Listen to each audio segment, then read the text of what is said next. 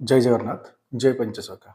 सत्य मणिका का और एक नया अध्याय को सबको प्रणाम और स्वागत। आज विचार रखेंगे भगवान कड़की जब पहले धरावतरण करेंगे किस रूप से धरावतरण करें। सबका मन में ये संगीन प्रश्न कि भगवान कल्कि गुरु का स्वरूप में धरावतरण करेंगे। गुरु ब्रह्मा गुरु विष्णु गुरुदेव महेश्वरम गुरु साक्षात परम ब्रह्म तस्मै श्री गुरवे नमः।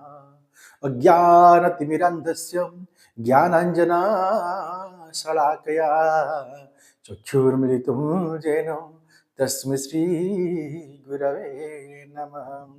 तो भगवान हर युग में गुरु का रूप में भी आए हैं। जैसे समाज को नया दिशा दिखाने के लिए प्रभु गुरु का रूप में जन्म हुए, जैसे कपिल महामुनि व्यास देव ने और भगवान कहीं कहीं युग में बहुत सारा अवतार लिए हैं, गुरु का स्वरूप में लिए हैं। तो प्रभु क्या कलियुग में गुरु का स्वरूप में अवतार लेंगे, ये क्या शास्त्रों में लिखा गया है। तो भगवान कल्कि देव जब धरावतरण करेंगे पहले गुरु का स्वरूप में जन्म होंगे। क्यों कि गुरु ब्रह्मा गुरु विष्णु गुरुदेव महेश्वर गुरु साक्षात परम ब्रह्म तस्मै श्री गुरवे नमः। ये गुरु परंपरा भगवान से सृष्टि हुआ है। जब भगवान जन्म होते हैं तो वो भी गुरु करते हैं, गुरु से शिक्षा प्राप्ति करते हैं, गुरु से युद्ध विद्या शिक्षा करते हैं और गुरु से अस्त्र को धारण करते हैं, फिर विश्व युद्ध के लिए प्रस्तुत करके सारा विश्व में धर्म संस्थापना का कार्य करते हैं। तो हर समय ये भगवान का गुरु का भूमिका में जन्म होना, ये विश्व के लिए नया दिशा दिखाने के लिए, लोगों को नया रास्ता दिखाने के लिए, धर्म का मार्ग दिखाने के लिए भगवान गुरु का रूप में जन्म होते हैं और बाद में प्रभु अवतार लेकर स्वयं प्रकट होते हैं धर्म संस्थापना करने के लिए। तो जिन गुरु का बारे में महापुरुष ने लिखे हैं, इन गुरुओं से एक गुरु है जगत गुरु अभिराम परमहंस। भगवान कल्कि देव का पहला स्वरूप है गुरु अभिराम परमहंस। हम पिछले अध्याय में वर्णन किए थे।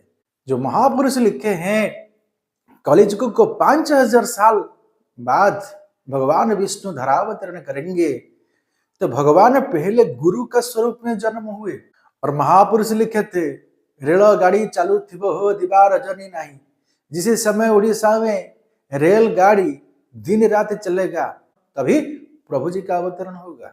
तो हम कल वर्णन किए थे पिछला अध्याय में 1904 साल में, आज से 120 साल पहले एक धर्मावतार पुरुष जन्म हुए थे जिनका नाम है अभिराम परमहंस। और महापुरुष उनका बारे में लिखे, स्पष्ट भाव में लिखे। क्या लिखे? आकाश रे जेउ दिन देव ध्वजा पड़ी थिबटी जाण जाई फूललो सही दिन प्रभु जन्म जाई फूललो। अच्युतानंद महापुरुष का जो जाई फूल मालिका ग्रंथ है, इसी ग्रंथ में स्पष्ट भाव में वर्णन किए जिस दिन आसमान से देव ध्वजा पड़ेगा, दिखाई देगा देव ध्वजा आसमान से, और इसी समय इसी दिन प्रभु का धरावतरण होगा, लिखा गया है जय फूल मालिका में, वो वर्णन है। तो भगवान जब कल्कि देव धरावतरण किए थे इसी समय वो दिखाई नहीं दिया था। किसी समय दिखाई दिया? जिस दिन अभिराम परमहंस जन्म हुए थे इसी दिन दिखाई दिया था।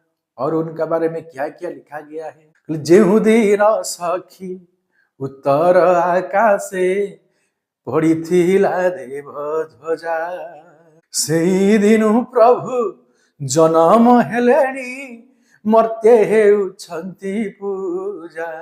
जिस दिन उत्तर आसमान से देव ध्वजा दिखाई दिया था इसी दिन भगवान ने धरावतरण किए हैं। जिस दिन से प्रभु जी का अवतार हो गया है इसी दिन से प्रभु मर्त्य मंडल में पूजा पाते हैं। तो ये मालिका में एक बड़ा विशेष बात है। ये कैसे सुंदर भाव में वर्णन किया गया है वो बड़ा विचित्र तथ्य है। तो अभिराम परमहंस 18 जनवरी 1904 में जन्म हुए हैं, जिस दिन उत्तर आसमान से देवध्वजा दिखाई दिया था। तो और ये महापुरुष जन्म होने का लक्ष्य क्या है, उनका पिता कौन है, माता कौन है, ये क्यों जन्म हुए थे, भगवान कल्कि जी के साथ उनका संबंध क्या है, क्या वो खुद भगवान कल्कि धरावतरण किए हैं, तो उनका बारे में अगले समय पर विचार रखेंगे। हम निवेदन करेंगे और प्रार्थना करते हैं सब लोग ये सत्य मालिका का हर एपिसोड को देखिएगा, क्योंकि भगवान कल्कि जी के बारे में जानने के लिए कुछ साधु संत गुरु वाक्य को जानना जरूरी है, जो महापुरुष ने पंच सखाओं ने लिखे थे। उनका बारे में जानने का बाद हम कल्कि को, भगवान कल्कि देव को अच्छा तरह से पहचान पाएंगे।